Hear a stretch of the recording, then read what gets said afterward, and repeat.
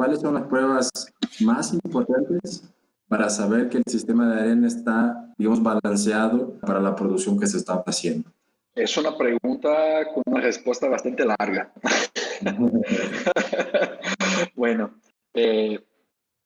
sabemos que los análisis de proceso de la arena inverde, pues hay muchos análisis que se combinan, ¿no? Para ayudar uno al otro a saber que estamos en la dirección correcta, ¿no? Entonces, ahí hablamos de arcilla activa, por ejemplo, empezando de arcilla activa, ¿no? La arcilla activa es básicamente para identificar cuánto de bentonita estás agregando en el proceso. No significa que un nivel alto o un nivel bajo te dice algo representativo en términos de rechazos, de reprocesos o hasta de la resistencia que debería tener. Nada más es una medida de cuánta bentonita estás agregando. Después pues viene la humedad, otro parámetro extremadamente importante y justamente va de la mano con otras características que vamos a comentar y que vamos a evaluar, que deberíamos evaluar en el proceso. Pues sabemos que la humedad, por ejemplo, básicamente 30% de la humedad viene de la bentonita. Si quieres bajar la humedad del proceso, uno de los caminos sería bajar la cantidad de bentonita necesaria. El otro punto bastante importante, tanto para el proceso cuanto para los análisis que están haciendo, es la compactabilidad, ¿no? La compactabilidad, pues agregaste agua para hacer una mezcla y siempre decimos que el agua es algo necesario para el proceso, pero cuanto más agua agregas en la mezcla, pues más te afecta en bajar lo que es resistencia. Entonces, pues la humedad es algo importantísimo y va de la mano con la compactabilidad. ¿Perdón? Es un mal necesario. Es un mal necesario, exactamente. Pues ahí vienen lo que son las resistencias, ¿no? Resistencia de compresión inverde, que va de la mano con que está relacionado a los problemas de los moldes rotos, quebrados, por decir. Habla de la resistencia inverde de la arena, perdón. Y pues enseguida la RCB, la RTH. La RTH te va a decir cuál es el comportamiento térmico de la arena, básicamente, así hacer un poco más sencilla la respuesta para no nos tardamos aquí tanto. Y ahí estamos hablando de características de la arena que tiene mucho que ver con la bentonita. Pero también tenemos la parte del carbón marino, ¿no? Tenemos que ver los volátiles, la pérdida por calcinación, entender la granulometría de la arena para ver si el acabado de la pieza o problemas de penetración, sintetización, si podemos trabajar dependiendo del módulo que trabajamos. También va la permeabilidad de la arena, pues necesitamos que los gases que son generados dentro del molde se saquen de ahí, ¿no? Salen de ahí. Pues para terminar y intentar hacer de una manera bastante resumida, nos faltaría la arcilla total. ¿De dónde vamos a sacar la arcilla inerte? O sea, hablamos de dos tipos de arcillas. Hablamos de una arcilla activa y hablamos de una arcilla que no es activa, es una arcilla inerte, que está ahí en el proceso nada más para absorber agua y elevar la humedad del proceso. Obviamente que todos los parámetros mencionados existen límites inferiores y superiores. Todos ellos pues, necesitamos manejar dentro de ciertos niveles, ¿no? ¿Cuáles serían los indicadores mínimos que tengo que tener si tengo una línea moldeo en verde? Te digo, lo que te dice fue lo mínimo. Sí, seguramente la frecuencia de análisis de esta lista de características que les acabo de mencionar, pues va a ser diferente. No necesitamos hacer cada hora o cada 30 minutos o cada 2 horas todos estos análisis. Sin embargo, en algún momento tenemos que tener conocimiento de ellos para manejar bien el proceso. Hablando de lo que es el día a día, y ahí entra otro punto interesante que es cuál es la frecuencia que debemos analizar. Entonces, hay manera de identificar también con herramientas cuál es la frecuencia ideal. Y ahí dentro de esta frecuencia, sí hay análisis que sí aplicamos con mayor frecuencia, por decir, que sería principalmente humedad, compactabilidad y alguna resistencia, ¿no? Principalmente una RCB. Son los 3 mínimos que deberíamos hacer con una frecuencia más alta. Yo creo que es interesante, por mi experiencia, uno ve que Cada fundición tiene su respuesta a esa pregunta, ¿no? Porque depende de un montón de variables y factores, ¿no? Entonces, en México, cuando vemos muchas fundiciones del mercado automotriz trabajando con un único tipo de pieza, con un único peso medio, con una única aleación, todo nodular, siempre a la misma temperatura de vaciado. O sea, cuando tengo una infraestructura y un proceso de un comportamiento muy estable, quizás sea un poquito más fácil. Las fundiciones, como tú decías, quizás menores, pero con menores, con un mix mayor, pero con un volumen menor, cambian muchísimo. Entonces yo creo que la cantidad de indicadores tendría que ir bastante de la mano de eso, ¿no? O sea, proporcional a eso. Pero la realidad a veces es al contrario, porque generalmente la fundición menor tiene menos recursos para invertir, no tiene a veces condiciones de tener un laboratorista o un ingeniero metalúrgico en su proceso. Entonces ahí tenemos de cierta manera un dilema, ¿no? Un paradoxo para resolver. O sea, el que más lo necesita es el que menos condiciones tiene de aplicar todo eso en su proceso. ¿Cómo ves eso, Adriano? ¿Cómo podríamos intentar mejorar eso? O sea, facilitarlo o desmistificarlo un poco para que fuera algo más sencillo de hacer, más fácil de controlar para las fundiciones más chicas, que a veces son las que menos recursos o posibilidades tienen. Sí, sí, Martín. De hecho, desafortunadamente es lo que pasa, ¿no? Yo digo que la fundición más chica, como tú comentas, pues es bastante complicado tener una receta para darte aquí de qué debería ser una fundición para solucionar el tema. Y para eso estamos nosotros, ¿no? Para ayudar al fundidor a identificar, de acuerdo a su proceso específico, cómo podemos contornar esta situación, porque también es bastante fácil yo aquí decir, no, pues mira, hay que contratar a una persona, comprar un laboratorio súper completo, e instalar un sistema de aspiración nuevo y controlar eso. Es bastante sencillo decir, pero sabemos que no funciona, ¿no? Que no vamos adelante con esto. Entonces, tenemos que darles herramientas y nosotros tenemos las herramientas para dar a estos fundidores para empezar a entender cómo se está moviendo el proceso. Uno de los puntos que tenemos que tener en cuenta, y son todos los sistemas de arena, desde de las artesanales o las más chicas hasta las más grandes y completas fundiciones. El sistema de arena es un sistema que se mueve despacio. Entonces hay que entender y actuar a todo momento para que el sistema sea lo más equilibrado y lo más estable posible, ¿no? Entonces, ¿Qué quiere decir se mueve despacio? Sería el tiempo en que una arena que se desmoldeó, digamos, o que se moldeó, llegue nuevamente a la moldeadora. Eso sería el ciclo lento que te refieres. O sea, tarda en volver, aquel batch tarda en volver a procesarse. esto es un punto bastante importante, pero no apenas lo que me refiero es esto. Si esto es como si fuera la tasa de movimiento de tu sistema, ¿no? ¿Cuál es la frecuencia que tu arena regresa nuevamente y que tú tienes que hacer una compensación de aditivos o lo que sea?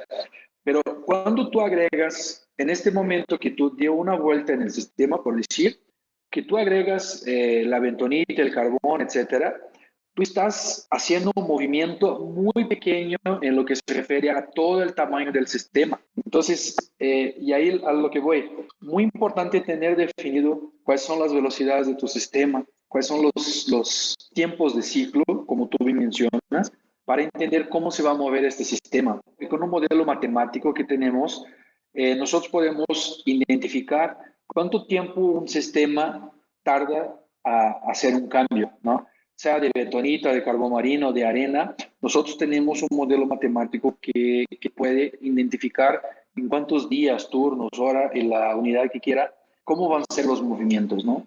Y esto también es lo que nos da bastante confianza en hacer pruebas, por ejemplo, ¿no? En sugerir a un cliente un cambio de bentonita, porque tenemos calculado justamente el riesgo o cuándo se van a pasar los cambios. La reacción del Exactamente. sistema es calculable, entonces uno consigue administrar tranquilamente el proceso. Entonces, yo te pregunté primero sobre indicadores, pero entiendo que quizás la primera etapa al hablar de una planta de arena y pensar en que la bentonita puede ser un camino para resolución de problemas, ya vamos a hablar un poco de defectos, que tengo varias dudas ahí, es hacer un diagnóstico del sistema de arena. O sea, generalmente el sistema ya existe. Entonces, por ejemplo, identificar cuál es la tasa de giro, identificar las temperaturas con las que la arena llega al mezclador, identificar el porcentaje de finos, identificar la relación arena-metal, identificar la variabilidad del peso de los corazones en los moldes.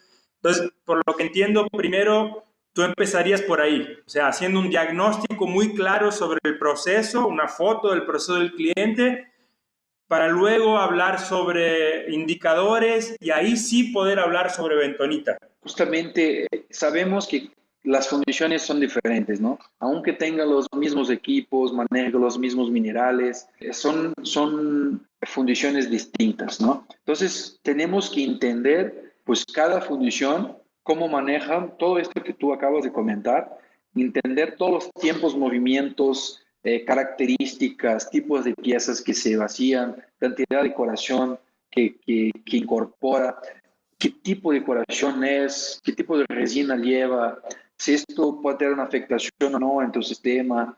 Y todo esto nos va a dar información suficiente a hacer sugerencias de mejoría, ¿no? ¿Dónde podríamos hacer cambios en el proceso para mejorar? Entonces, es un primer paso. Y ahí, como tú comentas, ya para entrar un poquito adelante lo que se refiere al rechazo, ¿no? Sabemos que, por general, la arena inverde es el principal motivo del rechazo de una fundición. En números globales, hablamos que promedio de 70% de los rechazos provienen de la arena. Entonces, tener control de este sistema pues, es el crucial para tener control sobre el nivel de rechazo. Entonces, entiendo que tú puedes ayudarlos a hacer ese diagnóstico, discutir junto con el fundidor, pues cómo es el comportamiento de su proceso actualmente.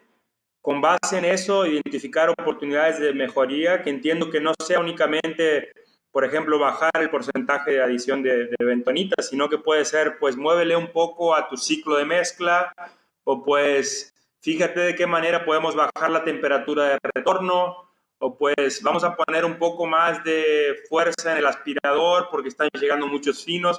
O sea, eso es lo que podemos sugerirle al fundidor, o sea, ser un soporte técnico donde la bentonita es una de las variables con las cuales vamos a ofrecerles una solución. O sea, la bentonita es parte del paquete de lo que le podemos ayudar. Así es. Sí, justamente, Martín. Nuestra propuesta es ayudar al fundidor, ¿no?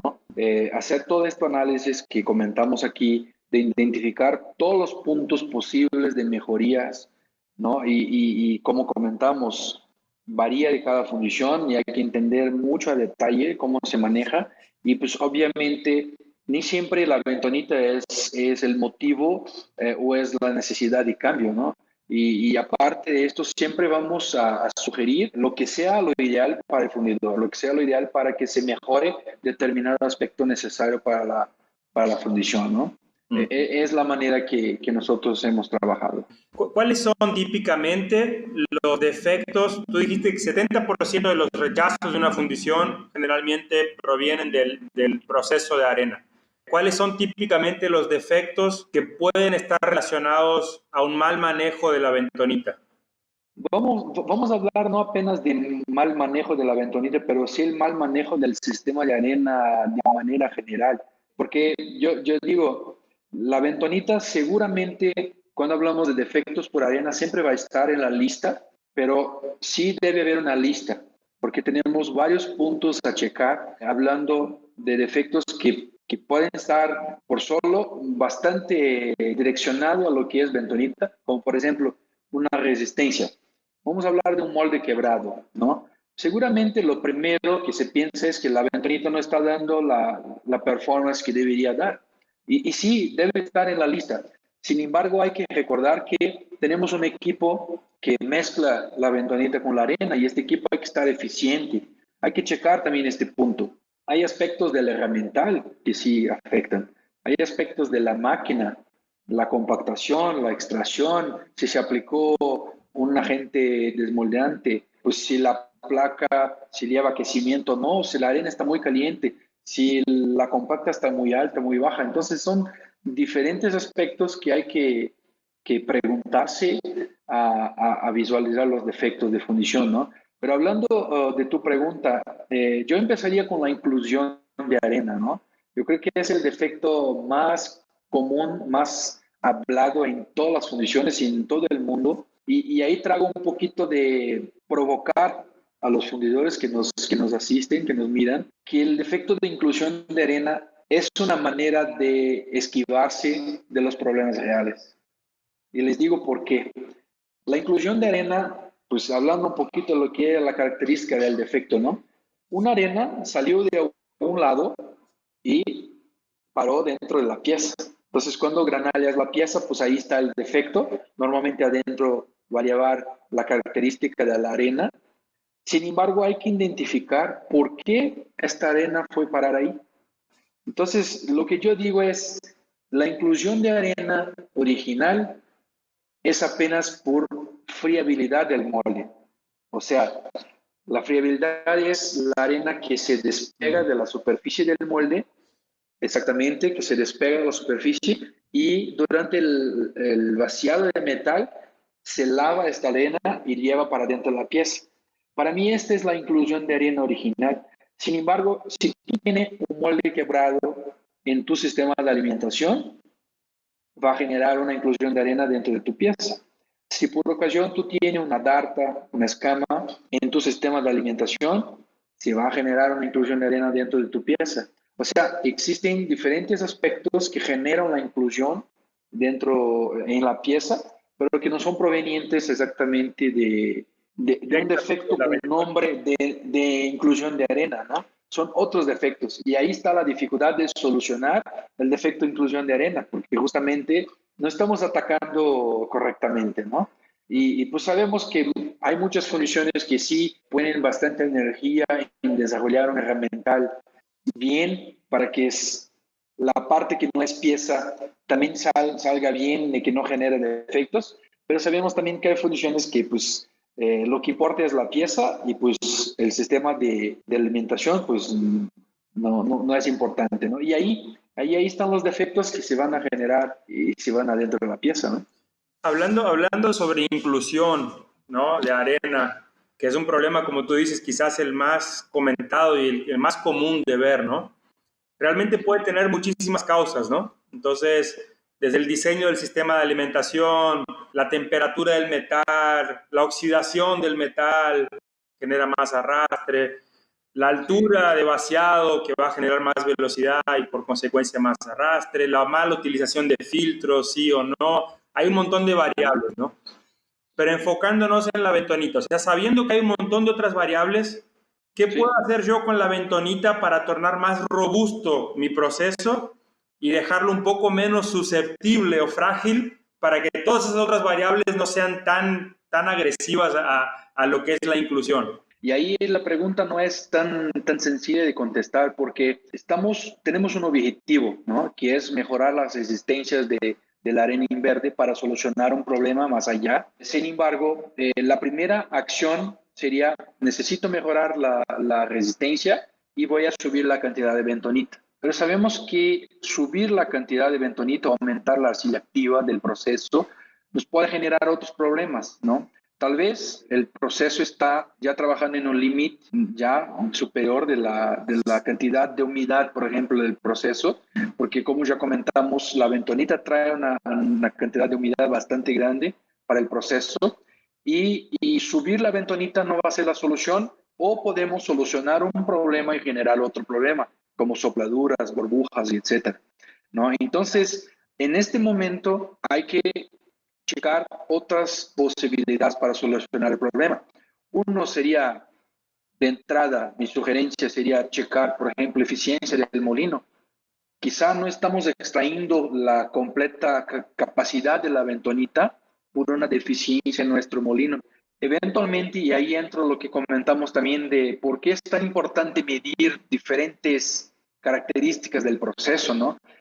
Podemos, por ejemplo, haciendo un gancho con lo que comentamos de las características, si eventualmente empezó a bajar tu resistencia en verde de tu proceso, pero estás manejando el mismo nivel de arcilla activa, pues es un indicativo de que al parecer estoy agregando la bentonita, pero la resistencia no está generando. O sea, algo está pasando. Puede ser la eficiencia del molino, que sí bajó, algo pasó en el molino, la manera como estoy agregando los aditivos, o tal vez la bentonita sí cambió de calidad. Existen procedimientos bastante específicos para determinar la eficiencia del molino. Existen fórmulas matemáticas que muy sinceramente yo no tengo mucha confianza en este método. A mí lo que más me gusta es, nosotros por general tenemos un molino de laboratorio. En general las fundiciones deberían tener un molino de laboratorio para hacer pruebas con sus materiales, por ejemplo, ¿no? Entonces nosotros utilizamos este molino, sacamos una muestra del proceso de la planta, analizamos completamente los resultados, esta misma arena metemos en el molino del laboratorio, hacemos una repreparación con un tiempo determinado, sin agregar agua, sin nada, apenas repreparamos y volvemos a probar esta misma arena y basado en las diferencias, pues obviamente nosotros molinamos más, pues si el molino está bastante eficiente, el molino industrial, si él está bastante eficiente, se supone que no debería subir tanto la resistencia, ¿no? Porque tú ya estás sacando el máximo provecho de tus materiales en tu molino industrial. Sin embargo, si tú preparas en tu laboratorio y encuentras una discrepancia, un valor muy distinto entre lo que llegó y lo que tú analizó, pues obviamente significa que no estás aprovechando y tu molino industrial tiene algo que mejorar, ¿no? Entonces, volviendo a la pregunta anterior, ¿no? Pues si llegamos a la conclusión de que no podemos agregar más bentonita porque el sistema ya no soporta más, checamos el molino y el molino sí está eficiente y ya no hay que hacer.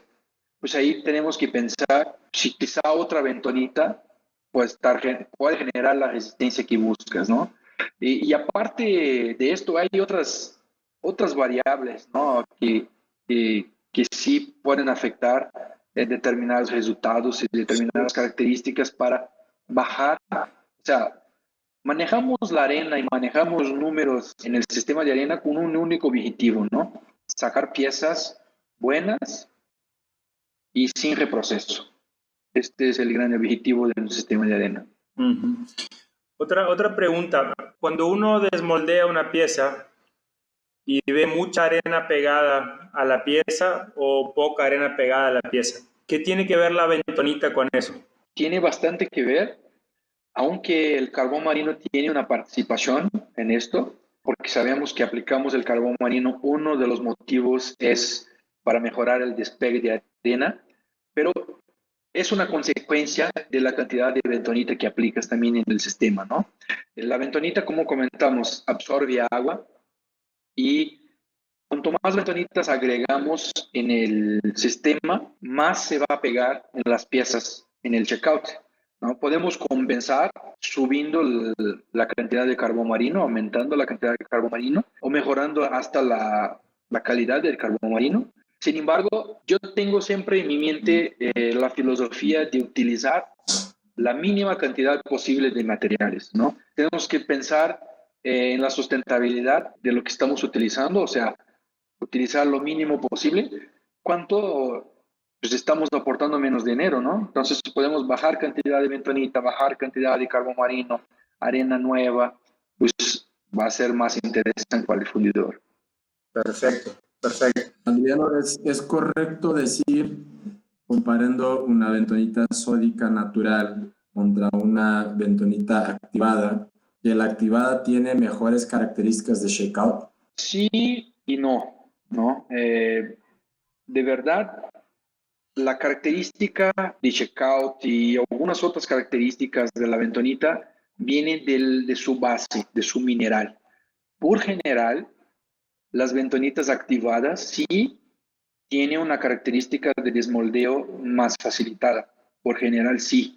Sin embargo, también tenemos como probar y comprobar que sí desmoldea más fácil o no entre diferentes tipos de bentonitas, ¿no? Básicamente. No es una regla, sin embargo, en gran parte las activadas se despegan más fácil de las piezas. Ojo, ¿no?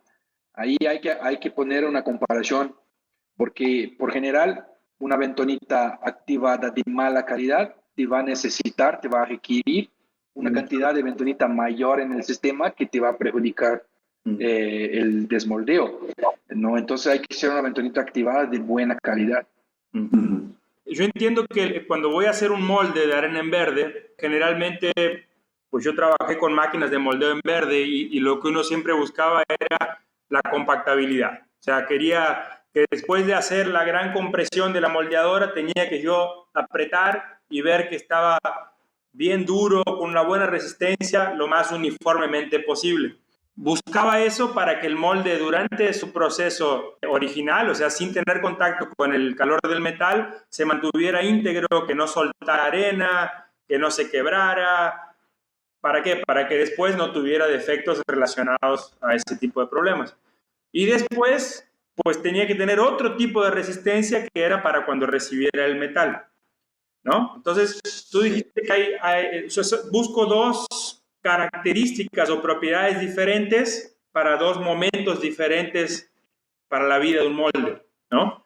Manipulación post-moldeo y entre el moldeo, el cerrado y el vaciado, y post-vaciado, durante vaciado y post-vaciado.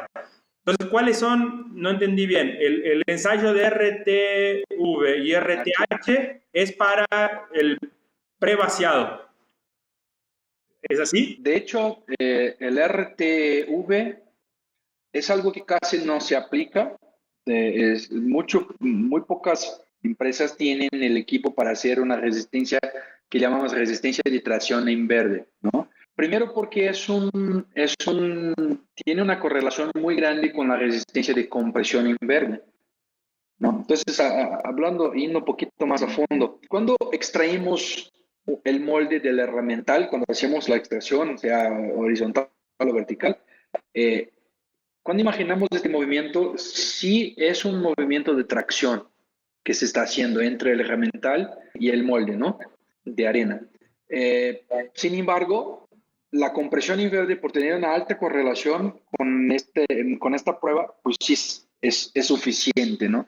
Lo que tú comentabas de la compactación del molde, que sí es bastante importante por lo que tú mismo mencionó, de no tener después el lavado, sino desprender las arestas del molde. Esto se logra, además de con equipos, por hacer la compresión, estar bien preparados y ahí hablando más específicamente de lo que es arena, ¿no? Se logra con fluidez de arena, ¿no? Que arena fluya de una manera y alcance tener una densidad suficiente para que cuando la máquina haga la presión, pues alcance la compactación deseada, ¿no? Y la pregunta sobre el RTH, esta sí está más de la mano al momento del vaciado, ¿no? La resistencia de tracción en húmedo justamente mide el momento cuando el metal entra en el molde, va a haber una migración de agua. El agua se va a cambiar de lugar y va a encontrar, el calor va como que expulsar el agua y el agua va a encontrar zonas frías donde va a condensar y crear camadas de baja resistencia. Como sabemos, durante el vaciado del metal ocurre un fenómeno con la arena sílica, que es la expansión de la arena sílica, ¿no? La arena sílica expande 1.5 hasta 2% en 573 grados. O sea, la arena va a expandir de tamaño y va a romper en estos puntos de condensación de agua. El análisis de RTH justamente hace esta comparación en laboratorio, ¿no? El equipo aplica una temperatura para condensar el agua y después el equipo hace una tracción en el justo punto donde está el agua condensada. Y ahí pues tenemos pues la resistencia durante este fenómeno, por decir, ¿no? Entonces, contestando más bien tu pregunta, cuando hablamos de moldeo, desmoldeo, moldeo y extracción de herramental, estamos hablando de RCB. Y cuando hablamos de vaciado, estamos hablando de RTH. RCB. Ok. Y ahí el tema, volviendo un poquito al moldeo, me hiciste acordar de algunos conceptos que usábamos, la fluidez, ¿no? Entonces, uno siempre se apegaba mucho cuando discutía máquinas de moldeo, se apegaba mucho a la fuerza de compactación. ¿Cuántos kilogramos fuerza por centímetro cuadrado tu máquina genera? 7, genera 14. Qué bien, es una máquina de alta compactación, pistones múltiples o lo que sea. Y después hablaba, bueno, ¿y cómo es la del llenado? Es por soplado, es por vacuo, ¿no? O es por gravedad, o es por soplado lateral. Y me acuerdo que al final, para piezas más complejas, con arestas, con paredes muy finas, terminamos concluyendo que el llenado en sí puede ser inclusive mucho más relevante para la calidad del molde que la propia fuerza de compresión, ¿no? Y eso me llamaba mucho la atención. Entonces, a lo que voy es, cada máquina de moldeo, dependiendo de su tecnología de llenado y de compresión, va a requerir una tecnología de su sistema de arena diferente, una propiedad. O sea, yo quiero que sea más fluida para soplar mejor o para llenar mejor los puntitos más críticos, o quiero que sea más húmeda para que cuando haga la fuerza compacte mejor y no tenga friabilidad y esas cosas. Mi pregunta es, ¿cuánto la bentonita también tiene que ver con eso? O sea, ¿cuál es el rol de la bentonita y qué es lo que el fundidor tendría que evaluar en su sistema de acuerdo con el tipo de moldeo que tiene? Tú comentó de diferentes tipos de soplar arena para dentro del molde, de hacer llegar la arena para que sea compactada por diferentes tipos de equipos, ¿no? Como tú bien mencionas. Lo que hemos visto que, hablando de compactación específicamente, la fluidez es el tema. O sea, hacer llegar una cantidad de arena a un determinado punto que se requiera. Cantidad de granos, ¿no? Cantidad de granos de Exactamente, arena. cantidad de granos de Eso arena. tiene que ver con la futura compactación. Exactamente, porque ahí estamos hablando de tener densidad, ¿no? Densidad. Y cuando hablamos de la fluidez de arena específicamente, nosotros hicimos un estudio donde está bastante claro que utilizamos diferentes métodos y muchos tipos diferentes de arenas en verde, donde se concluyó que básicamente lo que afecta a la fluidez de arena es la compactabilidad de la arena, así de fácil. O sea, cuanto más baja la compactabilidad, Son inversamente proporcionales, ¿no? exactamente, más bajo la compactabilidad, más fluida la arena, más fluida la arena. Pero siempre pues tenemos que tener un balance, ¿no? Tener una excesiva compactación de molde en determinados casos, en determinados tipos de piezas, puede ser un problema. Yo me acuerdo cuando estaba en la fundición de solucionar problemas de datos específicamente bajando compactación de máquina, ¿no? Permeabilidad, principalmente, ¿no? Bajando presión de compactación afecta la permeabilidad también, como bien mencionas, ¿no? Pues tú compacta demasiado. Lo que pasa es que los granos de arena se acercan demasiado. Y como acabamos de comentar, hay una expansión de la sílica. Entonces los granos necesitan espacio para expandir. Entonces si tú comprimes, y yo he escuchado hablar muchísimo de que nada, tenemos que tener arriba de 95, yo no me acuerdo la unidad de medida de la dureza, de la FS que sea, para que sea bueno, ¿no? Entonces, obviamente, a unas funciones se iban a aplicar, pero en general, hablando de lo que es la teoría, no podemos nos escapar de lo que es la teoría para llegar a conclusiones, ¿no? Exceso de compactación puede ser problema, baja compactación puede ser problema, ¿no? La fluidez se va a lograr bajando compactabilidad. Y lo que mencionamos hace un momento, el agua es un mal necesario, ¿no? Ustedes comentaron. Y nosotros vemos, por ejemplo, tomando como ejemplo la RCB como una característica, ¿no? Cuanto más alta la compactabilidad, más bajo va a ser la RCB. Entonces, normalmente el moldeador le gusta que la arena llegue más húmeda, porque por general la arena está más fácil de moldear. Sin embargo, si por ocasión tienes una pieza que está quebrando durante el proceso de extracción del modelo, por general subir 1.2 puntos la compactabilidad sí puede solucionar el tema. Sin embargo, tú estás afectando la resistencia de la arena. O sea, subir demasiado la compactabilidad tampoco te va a ayudar. Entonces, el mensaje es el balance, ¿no? El balance es importantísimo y hay que identificar de acuerdo a las características de las piezas. ¿Tienes idea de cuántas variables tiene un sistema de moldeo en verde? Ya he escuchado muchos números, ¿no? Hasta 3.000 variables, hasta 1.000 variables. No me arriesgaría a decir un número, pero estamos hablando aquí, ¿cuántas características hablamos ya, no? Entre lo que se mide la arena de recibimiento de bentonita, características de máquinas, no sé cómo es regulaje de máquina, ¿no? Pues son muchísimas variables. La arena inverde es un tema que yo soy bastante apasionado, me gusta muchísimo el tema y hay mucho que avanzar, ¿no? En todos lados, todos los países. Y ahí les comenté al principio la comparación que tuve la oportunidad de conocer a las empresas en Europa y conocí empresas igualitas como acá, ¿no? Empresas que tienen una alta tecnología y empresas sencillas que tienen los mismos problemas. Entonces, esta es la industria, ¿no? Es una industria muy antigua que se está reinventando año tras año, está mejorando, ¿no? Pero de hecho es una industria bastante tradicional, por decir, y a mí me gusta que además de que hay mucho desarrollo, hay mucha innovación, siempre que queremos mejorar algo, necesitamos recoger a escritos bastante antiguos, ¿no? Yo hasta hoy busco en periódicos o en papers de 1970, 1980, y ahí están las respuestas. Y, o sea, siendo un proceso tan antiguo, no sé, puede ser que tenga 100 años o más, quizás más.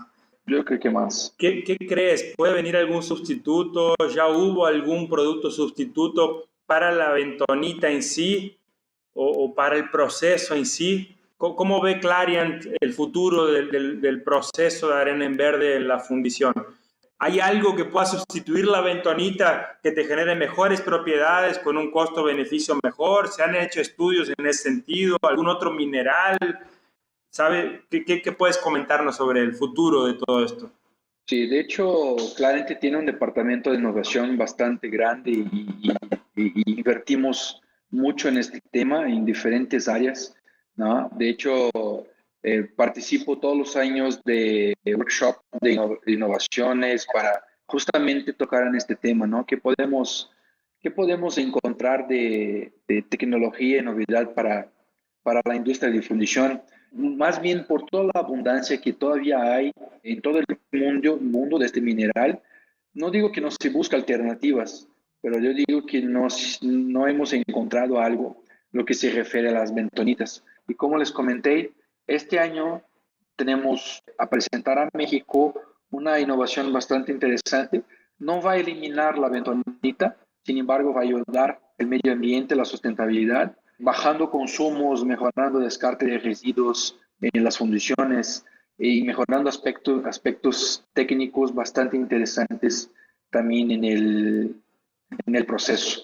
Yo creo que vale la pena en una otra oportunidad hablar específicamente de este punto que sí es bastante interesante. Cuando hablamos de bentonita en el continente o en Norteamérica, sea desde México o desde Estados Unidos, tenemos para muchos años. O sea, no es una preocupación que dentro de 50 años no vamos a tener bentonita o puede pasar. Normalmente tú necesitas una cantidad bastante grande para justificar una inversión, ¿no? De una planta, de entrar en un mercado, ¿no? Y Client, pues obviamente maneja justamente lo que es este retorno sobre el investimiento que está haciendo y por supuesto que sí tenemos, hablando de México, hablando de Brasil, también tenemos bentonita para fácil más 25 años. Pues yo digo, 50 años tal vez sea un tiempo bastante largo, pero de acuerdo a los ritmos de producción que tenemos hoy y lo que está proyectado más adelante, no es viable entrar en un negocio con menos de 25 o 30 años de exploración, ¿no? Adriano, yo creo que hemos hablado de temas muy interesantes. Hablamos sobre lo que es la bentonita en sí, sobre los tipos de bentonita que existen en el mercado. Pues hablamos sobre cómo elegir la bentonita ideal, sobre, pues, desde el punto de vista del fundidor, una sugerencia es aprovechar más lo que el proveedor puede ofrecerle como solución más completa, no únicamente Sí. un producto, pero un servicio mucho más completo que seguramente le va a ayudar a bajar sus niveles de rechazo, a mejorar su competitividad. Después hablamos sobre la parte que me pareció sumamente interesante, que son los defectos, entender las variables, cómo la bentonita se correlaciona con todo eso. Hablamos sobre una visión global de lo que es la bentonita, sobre tendencias. Bueno, hablamos sobre un montón de cosas, pero obviamente nos da ganas de seguir hablando y de hablar y explorar con más detalles cada uno de esos temas, ¿no? Entonces, Alex, yo sugiero que encerremos por hoy y que marquemos otra entrevista, otra videoentrevista con Adriano, quizás enfocándonos más en uno de los temas. Vamos a investigar cuál les interesa más a los fundidores, si es defectos o si es proceso de arena en verde en general, y ahí usamos un poco más el conocimiento, la expertise de Adriano para seguir explorando. ¿Qué les parece? Me parece perfecto y yo creo que defectos va a ser Va a ser el uno de número los uno. temas que más interesa al fundidor. Al final es lo que más le duele. El mensaje final es muchas gracias a todo el equipo Bramón por la oportunidad de estar aquí hoy con ustedes, amigos fundidores, quizá no apenas de México, pero de otros lados también. Fue un gusto, un placer participar de esta charla técnica con ustedes. Estoy abierto, ¿no? a continuar este trabajo aquí con ustedes y también a los amigos que por algún motivo quieran contactarme. Alex va a dejar ahí los detalles de los contactos para que ustedes puedan muy abiertamente, como comenté yo aquí, no necesite que nos esté comprando algo para que nosotros podamos ayudarles con los desafíos del día a día, ¿no? Para eso estamos, es la propuesta de valor que nosotros tenemos con el mercado y estoy abierto y atento a sus dudas y comentarios. Muchísimas gracias una vez más. Gracias a ti, amigo. Gracias, Alex. Gracias, Adriano. Gracias, Martín. Nos vemos en breve. Ya. Nos vemos. Muchas gracias.